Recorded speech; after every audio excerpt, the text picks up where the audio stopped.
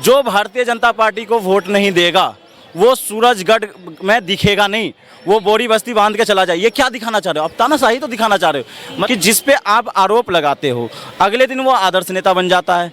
चाहे वो तमाम नेताओं का नाम ले लो। अभी तो जनार्दन रेड्डी, कुछ दिन की बात, ज़्यादा दूर नहीं जाऊंगा मैं, जनार्दन रेड्डी आज से 15 दिन पहले तक और पिछले 2 साल पहले जाओगे तो वो सबसे बड़ा भ्रष्टाचारी थे।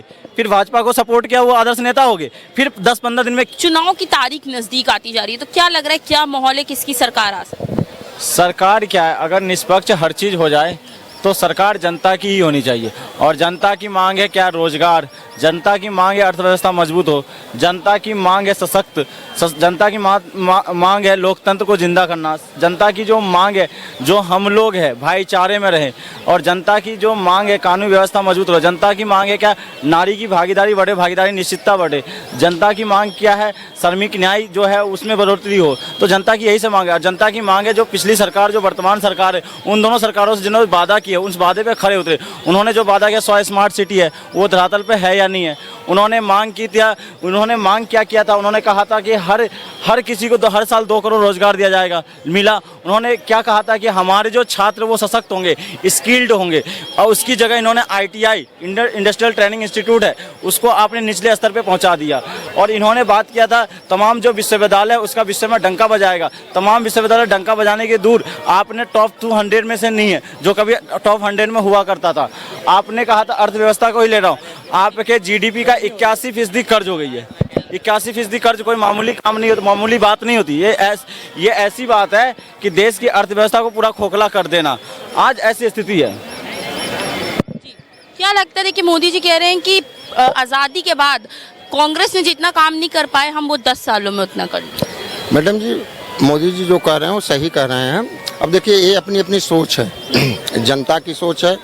अब यही 2024 का चुनाव है, इसी चुनाव ख़त्म होगा, कौन प्रधानमंत्री बनेगा कौन नहीं बनेगा, उसी से आपको क्लियर होगा कि जनता किसके पक्ष में खड़ी है।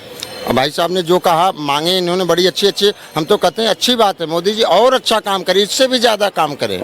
मैं इनकी बातों से मैं सहमत हूँ। लग रहा है अभी अच्छा काम किए मैडम जी, किए हैं तभी तो आ रहे हैं ना 2024 में। 2000 अगर नहीं आए तब तो भाई साहब की बात मैं मान सकता हूँ कि मोदी जी ने काम नहीं किया। अब आ जाएंगे तब तो हमें तो लगेगा ना, जनता वैसे तो वोट देगी नहीं, जनता को कुछ तो लग रहा होगा नहीं मोदी जी ठीक हैं या नहीं हैं। अच्छा काम किए तभी आ रहे हैं। ये इसलिए नहीं आ रहे, ऐसे आ रहे हैं कि आज उन्हें गिने चुने को वो अपने तरीके से भ्रष्टाचारी बताएंगे, अपने तरीके से उसको दंगाई बताएंगे। जैसे मैं एक बात कहना चाहता हूँ, अपील भी तुम हो दलील भी तुम हो, अपील भी तुम हो दलील भी तुम हो, गवाह भी तुम हो वकील भी तुम हो। जिसे चाहो उसे अपराध कह दो और जिसे चाहो उसे जेल में डाल दो। आज उसी रणनीति से कहीं ना कहीं भारतीय जनता पार्टी और इनके आका काम कर रही है। आज तमाम जो विपक्षी नेता है, जो कलम और किताब शिक्षा की बात करता है, जो सदन के अंदर किसान की बात करता है, जो सदन के अंदर सेना को मजबूत करने की बात करता है, जो सदन के अंदर नौजवानों के लिए रोजगार की बात करता है, जो सदन के अंदर पेपर लीक को खत्म करने की बात करता है, उन तमाम नेताओं को ये तो जेल में डाल देते हैं। और दूसरी तरफ जो विपक्ष के नेता बखूबी से मजबूती से रन में लड़ने का काम करने का कर रहे हैं, उनके ऊपर या तो ED या उनके ऊपर CBI या उनके ऊपर इनकम टैक्स पहुंचा दिया जाएगा। और दूसरी बात, इलेक्शन कमीशन ऑफ इंडिया जो है उनके लिए भी कहीं ना कहीं ये है कि आज आपने देखा होगा राजस्थान की एक महिला पूर्व सांसद, उन्होंने क्या कहा, पूरी तरीके से देश की जनता को तार तार करने का काम किया। उन्होंने कहा जो भारतीय जनता पार्टी को वोट नहीं देगा वो सूरजगढ़ में दिखेगा नहीं, वो बोरी बस्ती बांध के चला जाए। ये क्या दिखाना चाह रहे हो आप? तानाशाही तो दिखाना चाह रहे हो। मतलब देश का जनता का अधिकार है किसको देना, वोट देना है, किसको वोट नहीं देना है। इसमें लोकतंत्र में क्या होता है, वोट से आंकी जाती है। 50% किसी पक्ष में होगा, 50% किसी और पक्ष में होगा। ठीक, इसी पे जवाब लेते हैं। क्या लगता है, कह रहे लोकतंत्र की हत्या हो रही है, तानाशाही आ रही है? मैडम जी, भाई साहब सही कह रहे हैं।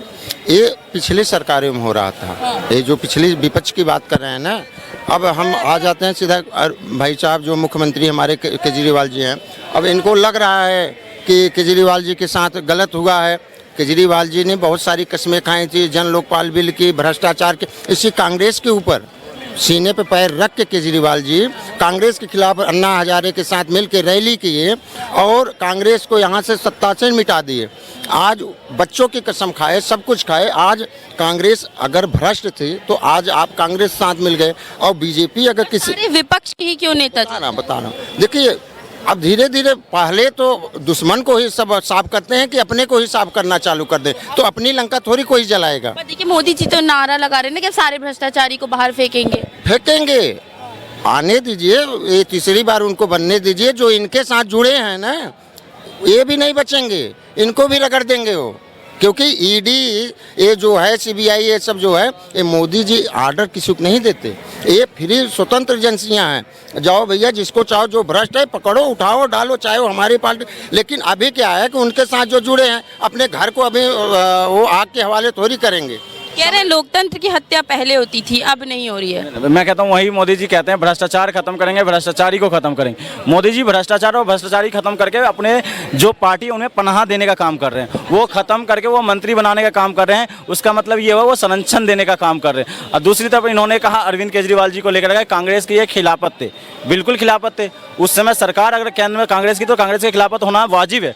और उस समय कांग्रेस ने कार्रवाई किया, चाहे वो कनीमी हो, चाहे ए राजा हो, चाहे उस समय सुरेश कलमारी हो, सबको जेल में डालने का, और तमाम यहाँ तक कि पी चिदम्बरम की भी मंत्रालय गया था।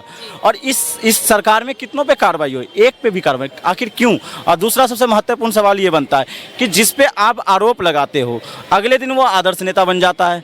चाहे वो तमाम नेताओं का नाम ले लो, अभी तो जनार्दन रेड्डी, कुछ दिन की बात, ज़्यादा दूर नहीं जाऊँगा मैं, जनार्दन रेड्डी आज से 15 दिन पहले तक और पिछले 2 साल पहले जाओगे तो वो सबसे बड़ा भ्रष्टाचारी थे। फिर भाजपा को सपोर्ट किया, वो आदर्श नेता हो गए। फिर 10-15 दिन में क्या हो गया, वो जब भाजपा से टूट रहे हैं तो फिर उनके ऊपर ईडी और सीबीआई छापा कर ले। आखिर ये सोची समझी है ना? क्या लगता है, कह रहे सारे भ्रष्टाचारियों को अपने ही पार्टी में रख रहे हैं बीजेपी? ऐसा कुछ भी नहीं है मैडम जी। अब जो भी भ्रष्टाचारी, इनको देखिए, विपक्ष का काम यह है कि सामने वाले के सही को भी गलत ठहरा देना, सही काम को भी गलत ठहराना, ये विपक्ष का काम है। ये तो सदियों से चला आया है। आज बीजेपी भी विपक्ष में जाएगी ना, तो वो भी यही बोलेगी।